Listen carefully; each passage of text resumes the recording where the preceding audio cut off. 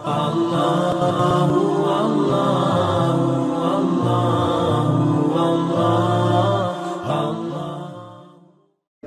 orang-orang yang sudah berbuat salah, maka masih ada solusi dalam Islam. Itulah bab kita yang ketiga, taubat.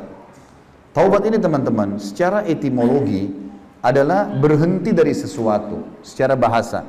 Secara terminologi adalah berhenti dari perbuatan hina dan terlarang dalam agama karena Allah yang Maha Suci.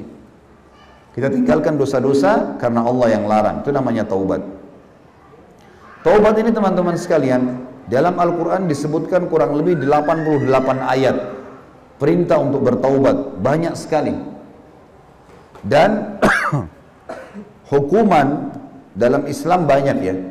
Ada hukuman dari Allah langsung bagi pelaku dosa, biasanya sejenis dengan perbuatannya, atau mungkin Allah datangkan cobaan atau hukuman bagi dia yang berat bagi dia untuk bersihin. Kalau dia berbuat dosa-dosa tertentu, seperti dosa yang berhubungan dengan hudud namanya. Hudud itu kayak orang berzina, itu kan ada hukuman cambuk. Mencuri, dipotong tangannya, membunuh, dipenggal lehernya. Ini hukuman tambahan nih, selain hukuman yang Allah akan datangkan buat dia. Kalau ada orang berbuat hudud, mencuri, berzina, dan kepergok, kedapatan, hukumnya dikisos. Kalau laki-laki, perempuan belum nikah dicambuk 100 kali, diasingkan 1 tahun. Kalau sudah berzina, sudah menikah, hukumnya dirajam, gitu kan. Orang yang berzina sementara dia sudah nikah, berarti dia mengancam dirinya dibunuh. Halal itu bagi pemerintah, bukan individu ya.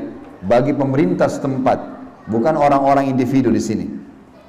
Kemudian orang yang mencuri sama, dipotong tangannya. Kalau kepergok, tapi dalam Islam kalau tidak kepergok dan dia taubat, maka dimaafkan. Contoh gini, ada teman-teman di sini yang hadir mungkin atau di luar sana lah, pernah berzina, pernah ganggu istrinya orang, pernah berzina sama suaminya orang, pernah buat zina.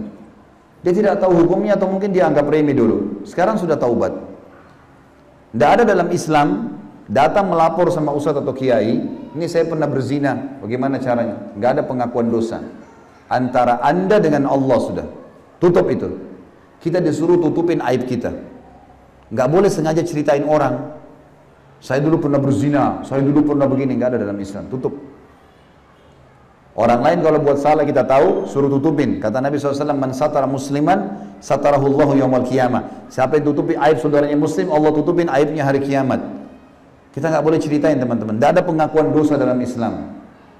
Tapi kalau dia kepergok, ditangkap, hukumannya dihukum. Kalau dia taubat, kalau berhubungan dengan dosa hamba-hamba, seperti mencuri misalnya, dia taubat nih, pernah dia mencuri, pernah buat nota palsu, pernah ngambil barangnya temannya. Intinya apa yang mencuri? Dia taubat sekarang, baru tahu hukum. Maka dia taubat kepada Allah nasuha, karena dosa besar mencuri. Taubat, janji tinggalkan dosa itu, tidak ulangi lagi mencuri, sesali, janji sama Allah tidak mengulanginya. Yang keempat, sibukkan dirinya dengan amal soleh.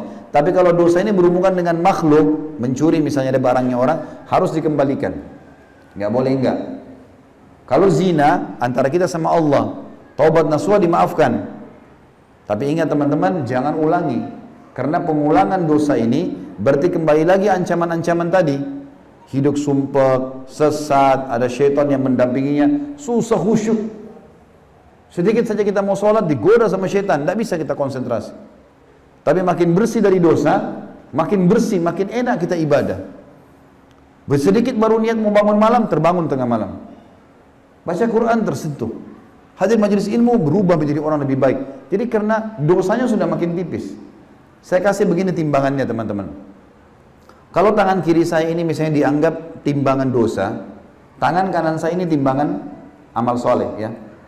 Kalau amal solehnya teman-teman sekalian masih berimbang sama dosanya, maka tidak akan pernah bisa khusyuk. Mustahil. Kenapa? Ada dosa yang ganjal. Apalagi kalau dosanya lebih banyak. Tiap hari buat dosa, sholat iya, tapi masih bohong. Sholat iya, tapi masih zina, masih mabuk.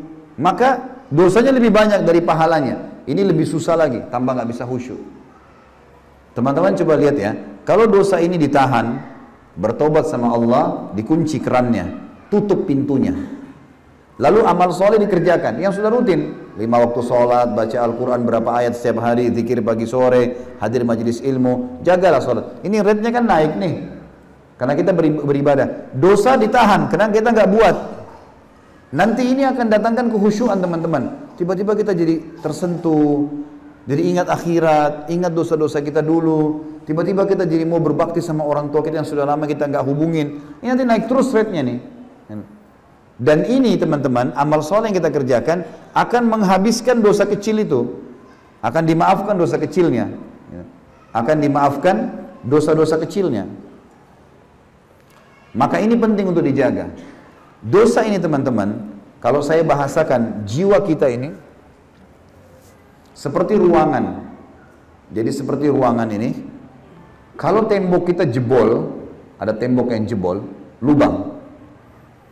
Ada dari situ angin masuk, nyamuk masuk, serangga bisa masuk. Kalau hujan, air hujan bisa masuk.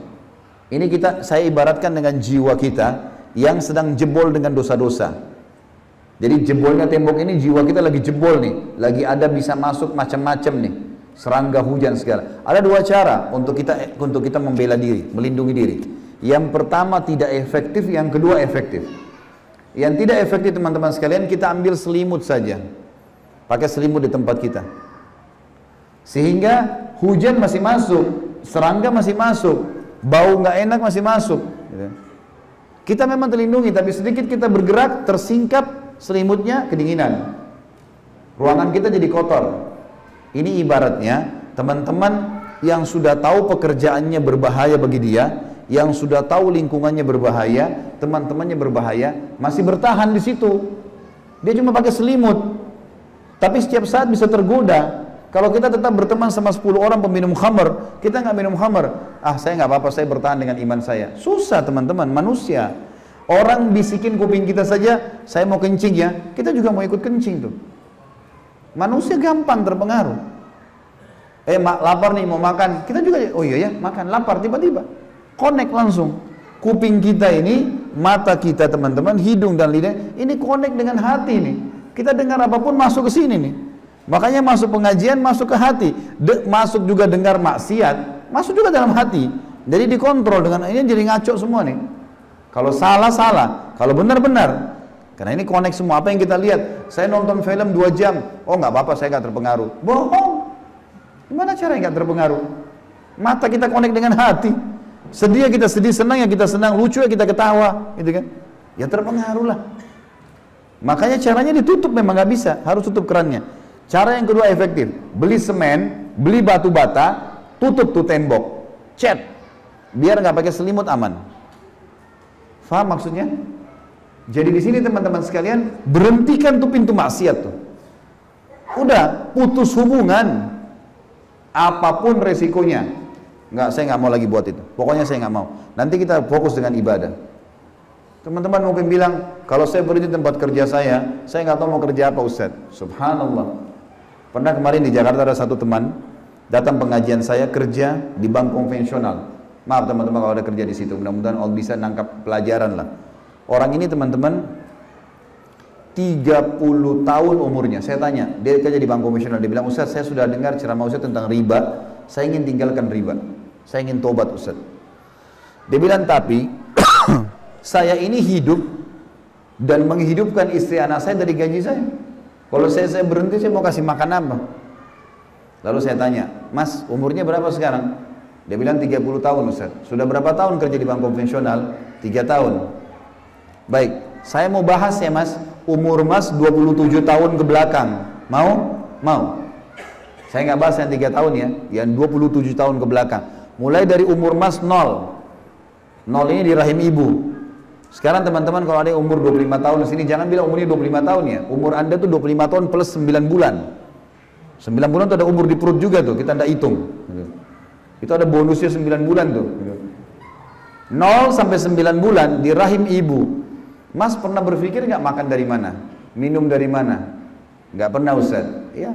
Ibu kita yang setengah mati minum susu, hamil asam folat lah, vitamin-vitamin, setengah mati ngunyah, lewat saripatinya makanan tuh, kenapa ibu hamil suka lapar? Karena sarinya makanan itu ditarik sama bayi, melalui plasenta masuk. Kita cuma tahu hidup. Di dalam kantong ada air, tergenang dengan air, kok bisa hidup? Gak ada pikiran tuh, belum sarjana waktu itu, gak tahu apa-apa, makan hidup. Benar gak mas? Benar, baik. Mulai umur setelah keluar, bulan ke-10, kalau kita bilang baru hari pertama lahir di muka bumi, baiklah. Anggap tahun pertama, waktu masih kecil, masih anak-anak, mas kalau mau butuh apa-apa bilang apa sama orang tuanya? Tinggal minta Ustaz. Kalau tidak dikasih, ngerengek, nangis. Pernah nggak berpikir waktu kita masih kecil minta mainan, minta baju, kalau orang tua kita nggak mau beliin? Pernah nggak kita berpikir dari mana orang kita ambil duit? Nggak pernah kita mau tahu kan? Kita cuma mau tahu kasih, nggak dikasih, ibu jahat, ayah jahat, minta pokoknya. Ini sampai berapa tahun mas? Sampai sekian tahun. Bahkan saya tanya, mas dibiayai sama orang tuanya sampai umur berapa? Sampai selesai kuliah Ustaz. Sampai selesai kuliah, S1 orang tuanya masih biayai. Pulang kalau lapar tinggal buka meja makan, ibunya sudah siapin makanan. Mau mandi tinggal nyalain keran air. Baju semua sudah rapi di lemari. Terjamin hidupnya. Ternyata dia aman hidupnya, dia merasa aman sampai umur 24 tahun orang ini. Aman. Nggak ada masalah. Belum ada kerjaan. Setelah itu umur 25 tahun mulai cari kerjaan, tidak cocok, sampai umur 27 tahun masuk ke bank itu, kemudian sampai 30 tahun umurnya, 3 tahun masuk di bank. Saya bilang, mas, selama 27 tahun Allah jamin Anda hidup. Sekarang Anda sudah jadi sarjana, sudah pintar, takut tinggalin bank itu gara-gara riba? Berimbang gak antara 3 tahun ketakutan dengan 27 tahun aman makan dan minum? Gak berimbang sama sekali. Bagaimana caranya Anda bisa takut dengan itu? Tidak boleh takut, harus yakin. Maka kita harus tahu teman-teman sekalian, sesuatu yang haram itu, kalau kita tinggalkan karena Allah, Allah berfirman dalam Al-Quran jelas, Nabi Muhammad SAW bersabda dalam hadis sahih riwayat Bukhari, man taraka syai'an lillah abdalahu khairan min. Siapa yang meninggalkan sesuatu karena Allah, Allah akan gantikan dia lebih baik baginya. Harus yakin dengan itu teman-teman. Haram tinggalkan, jangan pernah jurmuskan diri kita di situ. Banyak orang sering bertanya sama Ustaz, Ustaz, saya mau taubat, bantu saya Ustaz, bagaimana caranya? Pernah ada teman-teman juga gitu, kerja di bank profesional tanya saya mau keluar tapi bagaimana Ustaz, tolong bantu saya. Saya bilang, mas ini seperti sekarang lagi di dalam lumpur, lagi nginjak lumpur, kotor nih, basah, becek. Saya sudah pegang selang air untuk bersihin supaya segar. Semua ustadz itu punya selang air, istilahnya gitu ya, tanda kutip, ini cuma istilah supaya mudah difahami. Kalau Anda minta saya bersihkan Anda, bantu untuk taubat, tapi Anda masih dalam lumpur itu, maka air saya akan membuat jadi masalah lebih besar. Ya, kalau teman-teman tanya kepada ustadz hukumnya riba gimana? Haram. Itu makin berat tuh. Karena sudah tahu hukum. Sama saya siramin air di becek itu, makin basah, makin susah keluar. Ya. Sekarang kalau mas mau, keluar dulu dari lumpur itu ke jalan raya sini, saya siramin, bersih tuh, memang basah, tapi bisa lari kencang tuh. Aman. Keluar dulu. Allah berfirman dalam Al-Quran teman-teman, baik-baik renungi ayat ini. A'udzubillahi minasyaitonirrajim. Innallaha la yughayyiru ma biqaumin hatta yughayyiru ma bi anfusihim. Allah tidak akan mengubah nasib satu kaum sampai mereka mengubah dirinya sendiri dulu. Teman-teman kalau terus saja kerja di satu tempat haram, saya nggak tahu mau makan apa, ya sudah sama saja nggak mau keluar, gitu kan? Nggak mau mengubah nasibnya, maka dia begitu terus keadaannya. Keluar dulu. Baru ikhtiar, baru Allah kasih jalan keluar. Semut di lubangnya teman-teman, ribuan jutaan semut hidup Allah kasih rezeki. Ikan di lautan, burung-burung yang berterbangan, banyak makhluk Allah selain kita dikasih makanan dan minuman. Lalu kenapa kita menganggap kita nggak bisa dikasih hidup sama Allah? Hidup teman-teman sekalian, dan tidak mungkin tidak sampai kepada kita kalau sudah jadi rezeki kita. Harus difahamin masalah.